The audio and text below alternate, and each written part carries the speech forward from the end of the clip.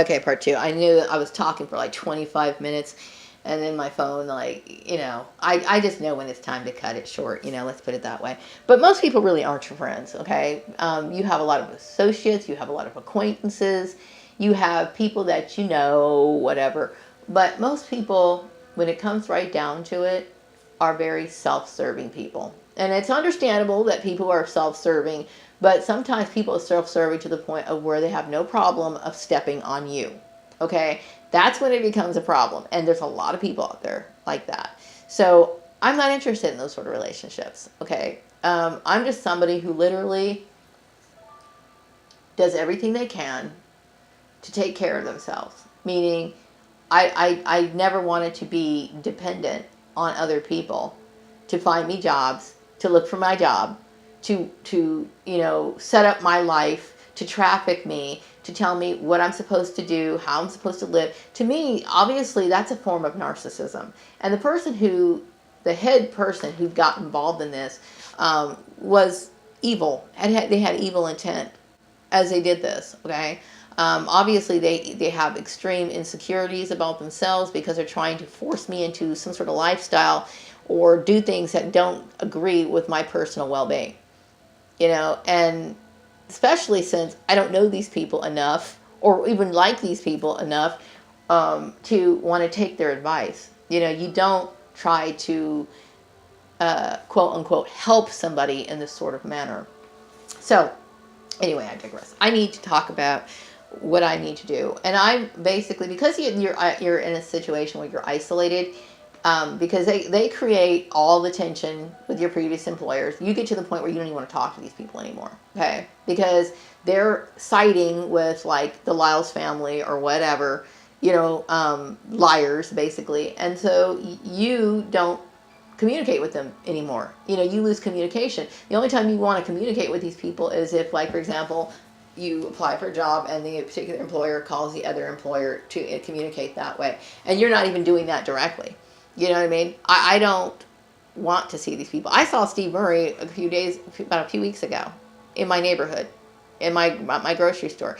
I wanted to tear this man apart. I really did. I was angry, because this man, at the time, he didn't, when I would confront him or talk to him about what was going on, because I didn't have a full understanding of what was going on, his attitude was very flippant, very cocky, very, like he had no concern about my life. And okay, maybe he doesn't have any concern about my life, but the point is, it is my life. And what these people did or convinced him to do was completely illegal and wrong. And it was like people were so confident that what they were doing was right. Like they had some sort of right to do what they did. And that's what I find so offensive, Anyway. So yeah, I'm in a situation where, I don't know anyone anymore. I don't know a single person anymore at all. I don't know what steps I'm supposed to take. I'm in a town where I don't know anyone. And so I have to pick myself up, and these people have made no real effort to change the situation or fix the situation. Hopefully Karen has done something to clear this bullshit, because I'm tired of living under this. They need to take responsibility for what they did. And I'm just like overwhelmed, because I don't want to continue living this life another year. I don't want to. I don't want to have to continue, suffering another year for something that I had nothing to do with. As for, the Lyles family,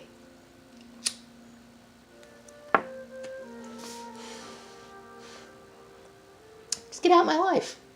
You know what I mean? Get out. I don't want to have anything to do with that sort of lifestyle, sort of beliefs or anything like that. I just want to get on with my life. I don't know these people as an adult, but what I experience from them, they're people I shouldn't have anything to do with at all. Okay? And I'm tired of people being concerned about my so-called love life. Whether they're expecting me to be with Stephen Lyles or whoever, I'm not interested in that. I don't trust people anymore. I don't trust them, I don't have an interest in, cohabitating with anyone. And there's a lot of women who are starting to feel that way, okay? I'm not the only person who feels that way. I'm just not interested in doing it. I like my space. I like my life the way that it is. This is how I choose to live my life, okay? And I'm not bashing marriage. People want to do that. That's what they want to do. But there's many reasons why I don't want to get married, or really have anything. All I really wanted in life was to have, at this point in my life, is to make, I have a really nice friend over in Canada. I wish she could live here, okay? But, meeting a few people, having regular friendships is plenty for me. That's fine. And I'm not saying a bunch of friends either, because that's impossible. Most people have maybe one or two friends that they have in life, and that's it. That's really all you have. Everyone else pretty much is just an acquaintance. You know what I mean? Or somebody that you can have friendly contacts with, like, sometimes you have to have certain exchanges and stuff like that. That's realistic. But people that you can truly trust, who have your back, that's a rare thing. And I'm fully understanding of that. So I'm not, I don't care about that sort of stuff. And no matter what, I would never have a man telling me how I'm supposed to live my life. Meaning somebody who's going to manipulate my employment, especially behind the strings. That right there, you're building a relationship on a foundation that's not trustworthy.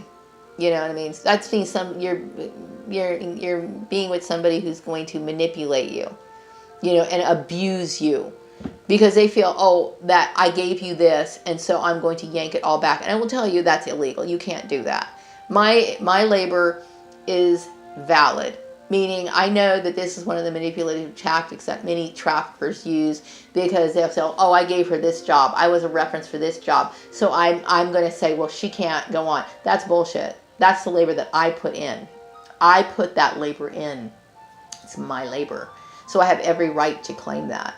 But this is the sort of manipulative tactics that these people do illegally. And that's why in the world would anybody be dumb enough to be with somebody who's going to abuse them? I'm not interested in that. And I have a personality that is very, it's very likely that I would be in an abusive relationship. Number one, I'm a very eccentric person. Okay, I've been this way, not extremely eccentric, but I have my little ways about me. I like my little music at night and this kind of stuff. And that could get on somebody's nerves, especially at the age that I'm in now, where, I'm older and I've grown into who I am. This is who I am. And then you meet somebody else who also has grown into who they are. And then you're going to try to cohabitate two people who are comfortable with the life that they have and try to make it work. It's not. I know I'm eccentric. I understand that. Okay. And so some people say, well, then find somebody else who's eccentric. Everybody's eccentric in a different way. You know what I mean? And I like my life, and I like it more. I value my life, how I live my life now, with the exception of my gang stalking issue, more so than I do the idea of being partnered with somebody. Because to me, being partnered means limitations. Limitations do not interest me. And some people, I guess, for some people, sex is a motivating factor for their relationships, and that's pretty much mostly what it is. And I'm not motivated by sex, like I said before. And I know people have had issues with this stance that I have, but it is what it is. And it's really nobody's business. And once again, this is another issue that got put into the public platform, which shouldn't have been that way. So these people who throw this shit out in public and talk about it and make it a public issue, instead of keeping it private and having it directly towards me, have proven themselves to not be my friend. So it's time to move on, and so I'm trying to figure out, how do I move on, So I have to plan my job search wisely. I don't want to waste time on it. I don't want to sit here and waste time sending out resumes that are going to be ending up in the trash, or being called into job interviews that waste my time. I'm not interested in that. I want to get serious about my job search and pinpoint certain industries or companies that appeal to me, and then I want to approach them that way. And so I have to be methodical in my approach to do that. So that's going on through my mind. And I want to make sure that Karen has cleared my name everywhere. Everywhere. I want these people to take responsibility for the bullshit that these people have caused. That's what I want. You know, really, like I said, I shouldn't have to work another day in my life. I should be sitting at home, you know, in a nicer place than this, and never having to work a day in my life. I shouldn't have to work a day in my life after going through this for the many years that I have. Okay, now starting from organized sports, that time period, that right there is a decade. That's a decade. Actually, more than that. Yeah, because I started there in 2007. But the shit didn't actually get shitty until like 2008. So from that time period, 11 years of my life gone. Okay? Constant harassment, constant whatever, being put in situations where you're being isolated, and then my life being directed. And then after they feel like they've abused you, then they feel like they can yank away everything that you worked for. You know, that's bullshit. You know? So I shouldn't have to work another day in my life. But I'm sitting here trying to make the best of my situation and trying to pick up where and trying to pick up and go on. So, you know, I working on my sewing today, trying to do little hobbies that, you know, relax me. And it's been a while since I really actually got involved in any of my hobbies because sometimes the depression would get so bad. I'm trying to pull out of it, you know. But I will tell you, it doesn't all come that quickly. You know, it's kind of a struggle sometimes because, you know, you're dealing with the fear of somebody trying to abuse you again.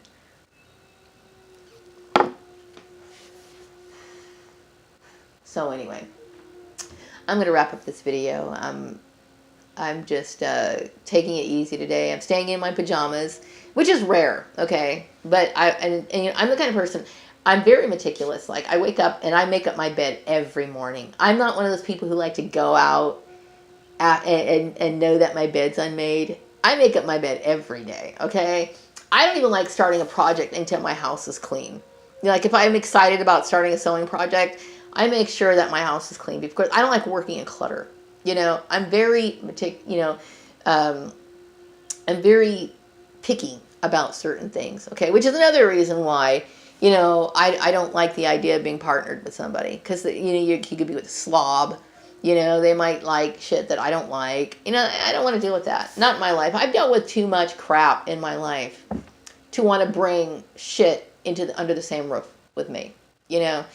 And that's just the way it is. And I would never want a partner to be involved in my work.